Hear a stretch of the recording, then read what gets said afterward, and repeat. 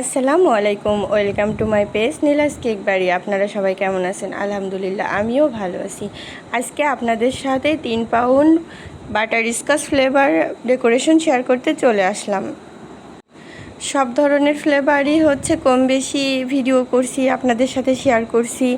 তো এটা হচ্ছে বাটার স্কচ ফ্লেভার। তো ফ্লেভারটা আসলে অনেক সুন্দর। সব ফ্লেভারই খেয়েছি, তবে আমার কাছে সব থেকে বেশি প্রিয় হচ্ছে এটা।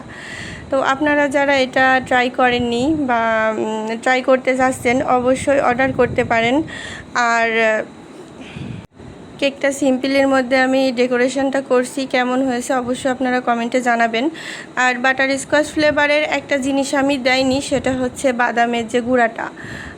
যে নিয়েছে সে আসলে বাদামের এই গুঁড়াটা পছন্দ করে না, এই জন্য আর কি আমি ওইটা দিইনি। শুধু হচ্ছে যে সসটা ইউজ করে সেই সসটাই শুধু এখানে দিয়েছি।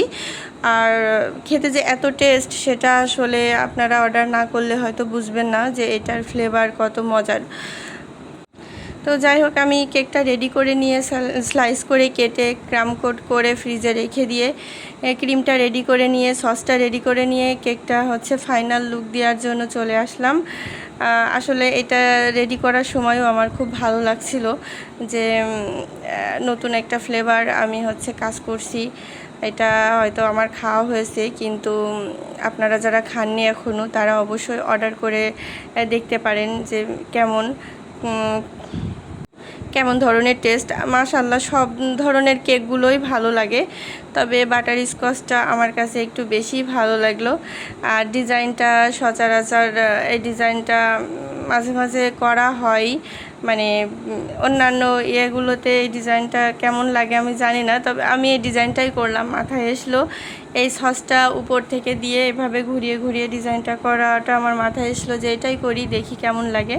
তো মাশাআল্লাহ, আসলে ক্যামেরাতে কি বলবো, বাস্তবে যে এত সুন্দর হয়েছিল তা আসলে ভাবার বাইরে। আপনারা অবশ্যই অর্ডার করে দেখতে পারেন।